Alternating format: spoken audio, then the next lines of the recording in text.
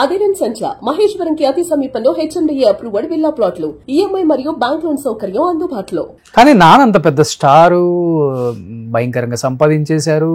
అమ్మ చాలా యంగ్, పెద్ద పెద్ద హాస్పిటల్స్ లేకపోతే వేరే కంట్రీకి తీసుకెళ్లి ట్రీట్మెంట్ చేస్తే క్యూర్ అవుతుంది, యాజ్ యూజువల్గా ఎప్పుడులాగే అట్లీస్ట్ స్టిక్ అయినా నడుస్తారు అని ఎవరు చెప్పలేదా? లేదు, అట్లా వదిలేశారు అనేది కూడా ఒకటి ఉంది. లేదు, ఇప్పుడు మీకు కేసు ఎలాంటి కేసు అంటే, ఇంగ్లీష్ లో సూపర్ మ్యాన్ యాక్ట్ చేసిన క్రిస్టోఫర్ రీవ్స్ అని ఉంటాడు. ఆయన కూడా సేమ్, ఆయన గుర్రం నుండి పడిపోయారు. వెనకాల L12 L13 అని మీకు వర్టిబ్రే ఉంది కదా, అక్కడ కింద తగిలితే ఈ బొడ్డు కింద నుండి స్పర్శ లేకుండా నర్వ్ కట్ అయిపోయింది. వెనుకోస లోపల ఉండేది కట్ అయిపోయిందంటే మీకు ఎలక్ట్రికల్ పల్సెస్ ఉండదు. అంటే కాళ్ళు జరపాలి అని నేను ముందు పెట్టాలన్నా కూడా నాకు బ్రెయిన్కి వెళ్తుంది ఇన్ఫర్మేషన్, వెళ్ళి అది కాంప్రిహెండ్ చేసి నేను చెప్తే కాలు కదులుతుంది. అది మీకు ఇక్కడ L12 L3 I'm not sure. So అది కట్ అయిపోయేసరికి ఏంటంటే సెన్సేషన్ లేదు, ఒకసారి కంప్లీట్లీ డౌన్. సో మేము ఒకసారి ఇక్కడ గాంధీనగర్లో ఉండేటప్పుడు ప్రొద్దున లేచి చూస్తే మొత్తం చీమలు మా అమ్మ కాలు మీద అంతా రక్తం వెళ్తా ఉంది ఫుల్. అంత స్పర్శ అనేది ఉండదు మనిషి, కాలు కట్ చేసినా కూడా తెలియదు, అంత ఇదనమాట. సో అలా పడిపోయింది. అదే I just come back to that. So ఇప్పుడు ఏంటంటే, ఇప్పుడు అక్కడ నుండి హైదరాబాద్ వచ్చాము. హైదరాబాద్ వచ్చిన తర్వాత మళ్ళీ ప్రోగ్రామింగ్ చేశాను, సైబర్ C++ అవన్నీ అయిపోయింది. ఇంకా మా ఫాదర్ అన్నారు, నేను సినిమాలో ఆఫర్ ఇస్తాను రా, యూ వాంట్ టు జాయిన్ అన్నారు. అనేసరికి అప్పుడు పెద్ద పెద్ద హీరోలు, డైరెక్టర్స్ని ఒక్కొక్క రోజు కలవడం స్టార్ట్ చేశాను.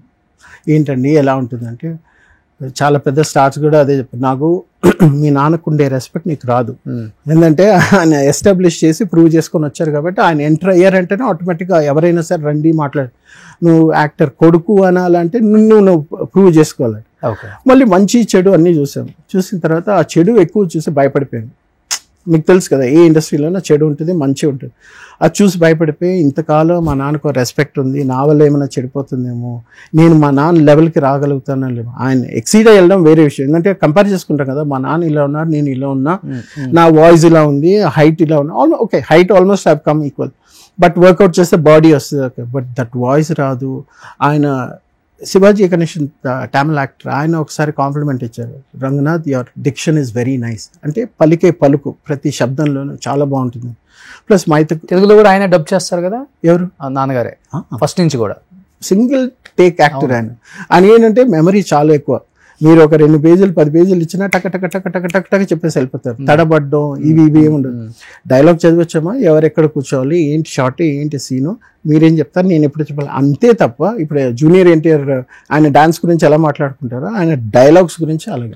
ఎన్ని సంవత్సరాలు ఉన్నారు అమ్మ బెడ్ మీద అట్లా? మరి ఇంకా అదే 2000 అంటే 1996 95 పెట్టుకోండి, 95 to 2009 అంటే ఎన్నేళ్ళు, 14 years 13-14 years. కానీ మీరు అంత బాగా చూసుకున్నారు కదా అమ్మని. ఫస్ట్ పడిపోయిన తర్వాత ప్రేమ ఏమో ఎక్కువ చూపించారు, తర్వాత ఏమో మెయిన్ పాయింట్కి వస్తాను. సో అంతవరకు వచ్చిన హైదరాబాద్ వచ్చిన స్టోరీ తర్వాత ఏంటంటే, అప్పుడు నాన్నకి సినిమాలు తగ్గిపోయి మేము ఇచ్చే రెంట్ నుండి ఇంకా వీ కేమ్ డౌన్. ఆయనకి ఎంత ఫైనాన్షియల్ ప్రాబ్లం ఉంది ఏంటి నాకు తెలియదు కదా. సో నాన్న 300 సినిమాలు తీశారు ఆయన. సో ఇల్లు సంపాదించారు ఆయన, ఎన్ని లక్షలు సంపాదించి ఎన్ని దానాలు ధర్మాలు చేశారో నాకు తెలియదు కానీ. సో ఇల్లు రెంట్ కట్టని పరిస్థితికి వచ్చిందా? ఇల్లు రెంట్ కట్టడం కాదు, రుక్మిణి అపార్ట్మెంట్స్ లో 2000 వీఆర్ పేయింగ్ 2500. అక్కడ నుండి దాని పక్క వీధిలోనే గల్లీలోనే అక్కడ మేము వెళ్ళేసరికి రెంట్ 800 అంత సింగిల్ బెడ్రూమ్, సింగిల్ హాల్, ఇంకో బెడ్రూమ్ లాగా చిన్నది, కిచెన్, అంతే. ముగ్గురం రాత్రి పడుకోవాలంటే మా మదర్ అక్కడ హాల్ లాంటి దానిలో పడుకుంటే, మా నాన్న ఒక రూమ్లో, నేను మేడపైన దీనిపైన టెర్రస్ పైన వెళ్ళి పడుకునేవాడిని. ఇవి ఎంతమంది తెలుసు. అంత కష్టాలు వచ్చేసి, కానీ నేను చదివిన తర్వాత నాకు క్రికెట్ అవ్వడం లేదని చెప్పి నాన్న ఇంకా ఐ థింక్ కల్కు మా ఫ్రెండ్ దుబాయ్కి వెళ్ళాడు. సో నేను అక్కడికి వెళ్తా, డబ్బులు పంపిస్తా, యూ ప్లీజ్ టేక్ కేర్, నేను కొంచెం సెటిల్ అవ్వడానికి టైం ఇవ్వండి, బట్ అన్నీ చూసుకుంటానంటే మా నాన్నకి అది ఇష్టం లేదు. వీడు ఒక్కడే కొడుకు, కష్టమైన నష్టమైన నాతోటే ఉండాలని నా ప్రేమ ఉంటుంది చూసారా. అక్కడ నేను దుబాయ్కి వెళ్ళాను. దుబాయ్కి వెళ్ళి 2 years ఉండి ఆల్మోస్ట్ సెట్ చేసుకున్నాను లైఫ్ ఇంకా మీదట ఎలా ఉండాలి ఏంటని. అది సెట్ చేసుకునే టైంకి ఏంటంటే, మా ఫాదర్కి అప్పుడు రాఘవేంద్రరావు గారు ఆపర్చునిటీ ఇచ్చారు. ఇది శాంతి నివాసం. అది ఈయన ఎస్వి రంగారావు గారితో ఆయన సినిమా తీద్దాం అనుకున్నారు. అది మా నాన్న చెప్పింది నాకు. రాఘవేంద్రరావు గారు ఎస్వి రంగారావు గారితో తీద్దాం అనుకున్నారు, కానీ ఆయన లేరు. కానీ ఇప్పుడు ఒక టీవీ సీరియల్గా తీయాలంటే రంగనాథ్ అయితే బాగుంటుందని ఆయనకి ఛాన్స్ ఇచ్చారు. నేను మొన్న కలిసినప్పుడు లాస్ట్ ఇయర్ ఈ ఇయర్ లాస్ట్ డిసెంబర్లో రాఘవేంద్రరావు గారిని కలిసాను. అప్పుడు ఆయన కూడా అదే అన్నారు, తెలుసా మీ నాన్నకి నేనే ఛాన్స్ ఇచ్చానంటే మనకెందుకు తెలియదు అంత గొప్ప వాళ్ళు కదా. సో నేను అప్పుడు దుబాయ్కి వెళ్ళి దుబాయ్ నుండి అప్పుడే వచ్చాను. వచ్చిన తర్వాత అప్పుడు రాజమౌళి గారి షూటింగ్ శాంతినివాసం ఉంటే రారా ఒకసారి సెట్కి రారా అన్నారు. వెళ్తే రాజమౌళి గారి గురించి బాగా గొప్పగా చెప్పారు. ఇది వెరీ గుడ్ టెక్నీషియన్, చాలా తెలివితేటలు, చాలా బాగుంది, టైం ఎక్కువ తీసుకుంటాడు కానీ ఎలాగ కన్సీవ్ చేయాలి అవన్నీ.